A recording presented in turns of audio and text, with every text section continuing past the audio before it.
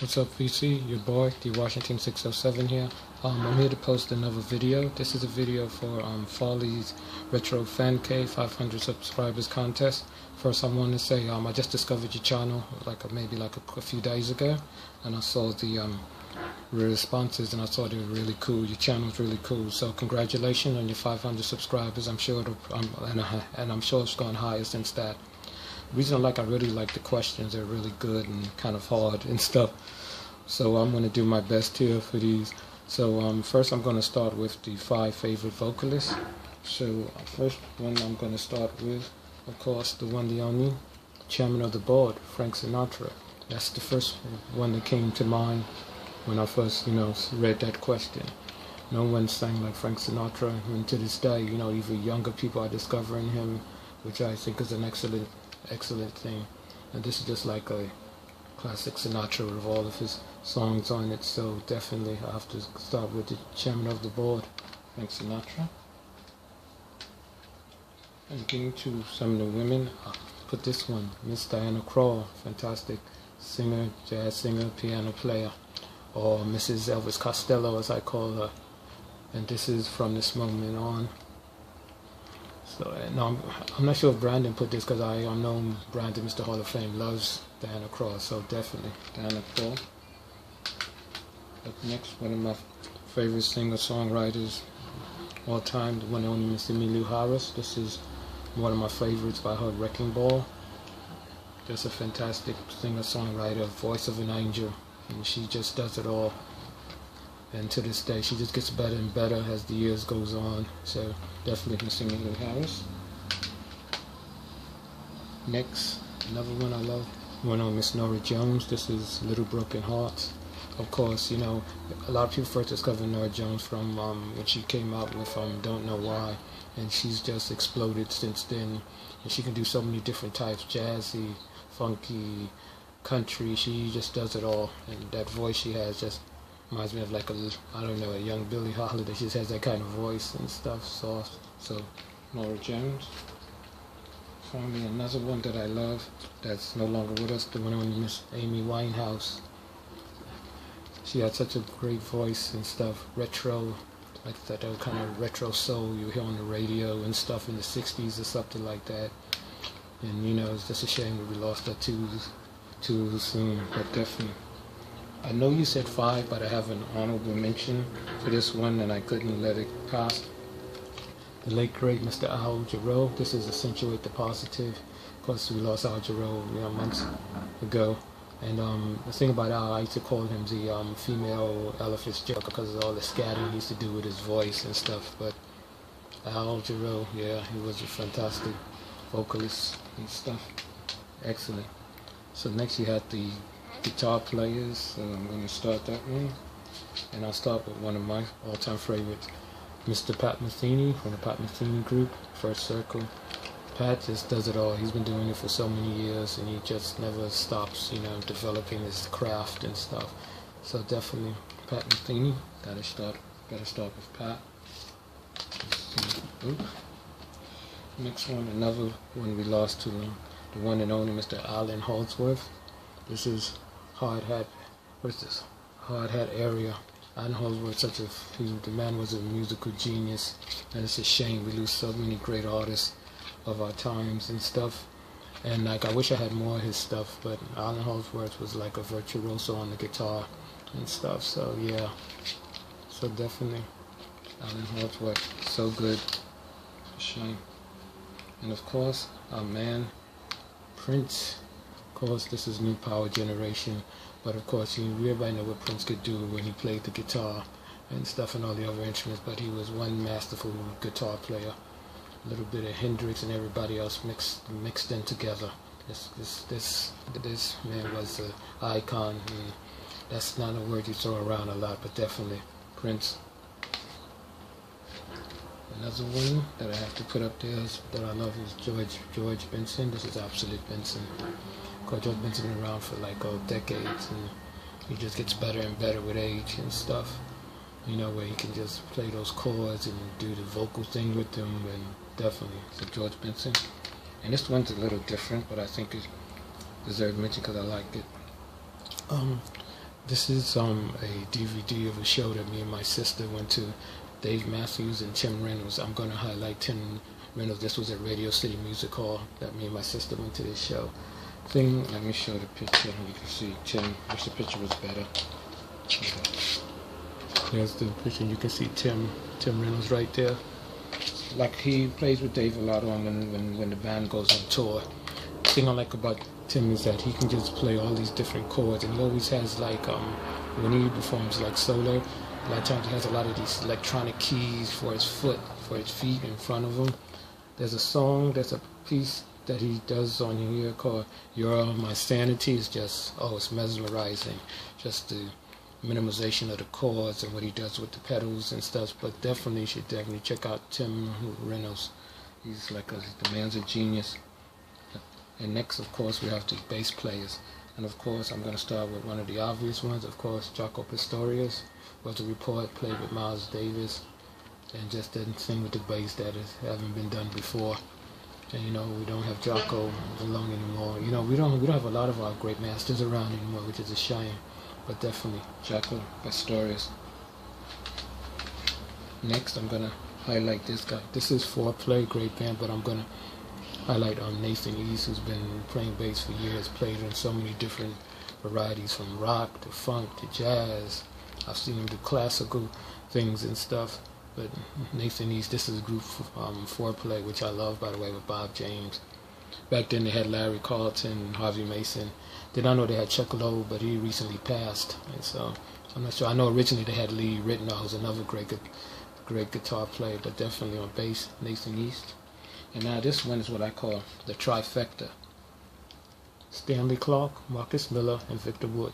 SM. This is an album they did together called SMV. Of course, Stanley and Victor, of course, Thunder.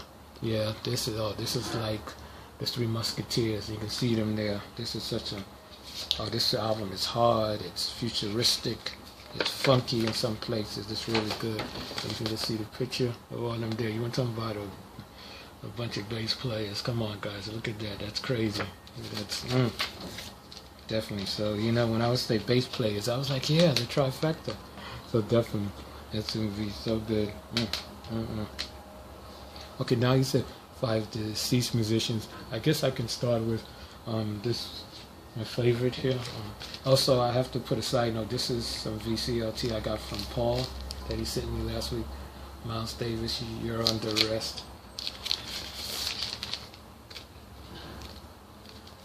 Come on. So, let's see the artwork right there and stuff. So yeah, so definitely that's when I was like to speak as Miles. How did he come up with a lot of stuff he wrote, especially Bitches Brew, and how did he go from Kind of Blue all the way up to Big Fun and all this stuff, Just pick his brain and see, what was going on there when he writes and stuff, and how he doesn't like to rehearse and stuff like that. So definitely, Miles Davis and stuff. And of course, if we're gonna talk about the deceased, I'm gonna definitely have to talk to our boy Prince. The same question, How do you do it? How do you play like all those instruments and the writing and the dancing and stuff like that, So definitely Prince, that's another one I like to speak to. Who else?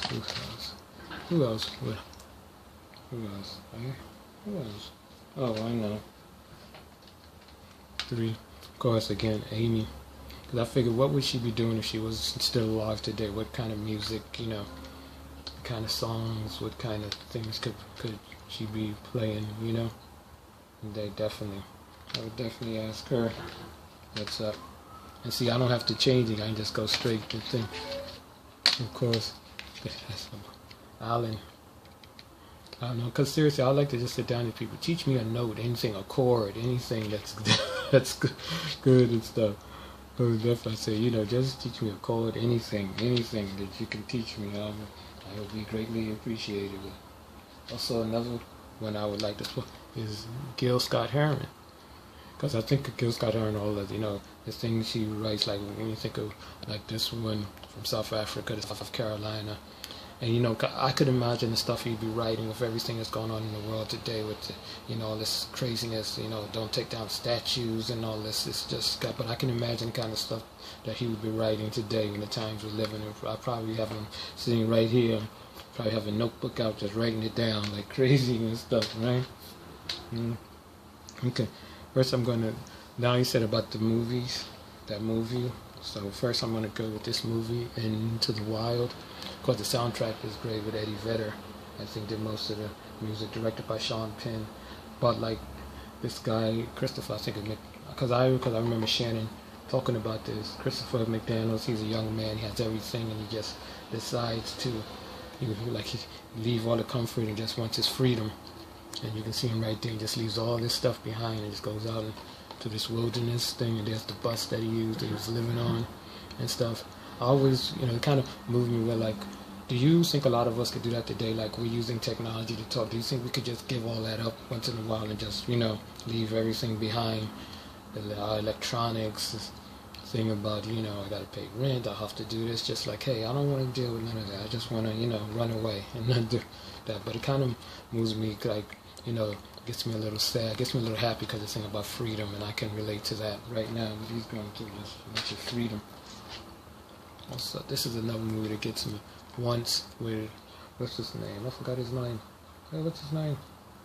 Glenn Hassard, who was a great singer-songwriter. Once, I like about these two musicians, they just kind of meet, and they, as they're going through this relationship, that's how they come up with their songs. And this movie, actually, yeah, I got a little teary with this movie, because it is a sad movie and stuff, but it's a fantastic movie. Just kind of gets a lot of emotion. It'll tug at the heartstrings. The music, songwriting, acting is really great. So definitely Once, which is good. So now, just something if I want to get a little crazy and nasty. Of course, Denzel Washington, Training Day. I just liked it because I'll just say this kick ass. You know, when you think everything that's going on with, you know, police and everything, are there any bad police, good police, you know, it's just that kind of thing and stuff, you know. And this will get a lot of emotions in you. Sometimes it may even make you laugh. You think, you know, because Denzel's character's a little nuts and stuff, but definitely Training Day. And I'm going to show this one here, Monsters Ball, with Billy Bob Thornton and Halle Berry. I think he plays like a guard that has a relationship with an inmate that's on death row. That's his wife and stuff, inmate and stuff. And this thing, you know, I don't know, it's kind of like, especially with it being in the South and with everything going on, it kind of, you know, it gets me a little angry, it gets me a little, you know, it has a lot of different emotional espionage all over it and stuff, but definitely that'll make you Monsters Ball. And then what I'm going to show is Clint Eastwood, Hilary Swank, A Million Dollar Baby. The thing I like about this is kind of the thing determined, like to be determined not to abandon your dreams. A lot of us have dreams, things we may not accomplish, things we want to, and it's just kind of a thing that'll show you, no matter what it is, still try to pursue your dreams and stuff, because hopefully they'll make you whole, and you know. And sometimes you look back and say, why didn't I go for my dream and pursue it? So definitely that kind of gives you the thing to go on, to push yourself and stuff. And last he said, what is it, albums that define you? That was kind of hard, but I'll start with, of course, Miles Davis, Kind of Blue. This kind of defines me because it just has so many different elements, you know, soft, hard, flow, you know, it's just, you know, someone came down and said, give me your 5, I would have to give him this. Miles Davis, Kind of Blue, definitely. Another one, now this may surprise anybody, but it doesn't surprise me. I would give him this, Kamasi Washington, The Epic, because this thing is like a spiritual journey, and I think we need that. The Epic, Volume 1, The Plan, Volume 2, The Glorious Toil, and Volume 3, The Historic Perfection. So this would just do the whole thing of everything going on in the world, all 3 stages and stuff. Definitely.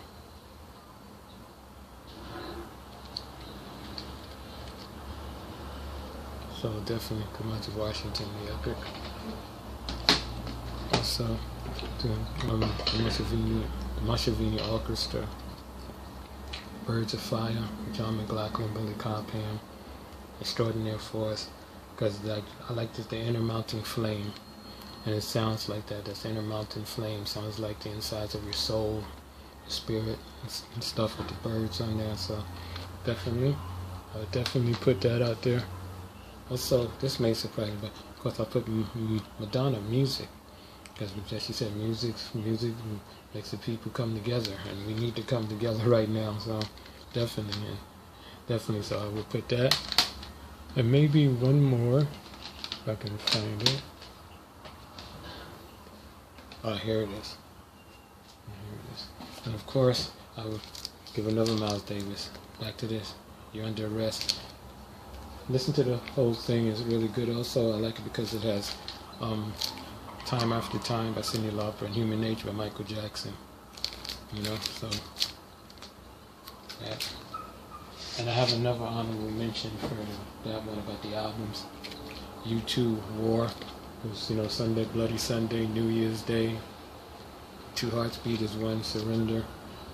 Just kind of reminds me of everything going on and stuff. So definitely, I would definitely have to give them this one just as an extra in case they wanted a little bonus right there and stuff. So, Farley, that's it, my friend. I hope you guys enjoyed that. So that's my entry. So guys, thank you for watching. Please subscribe, leave me some comments, and now we'll see you next time. Peace.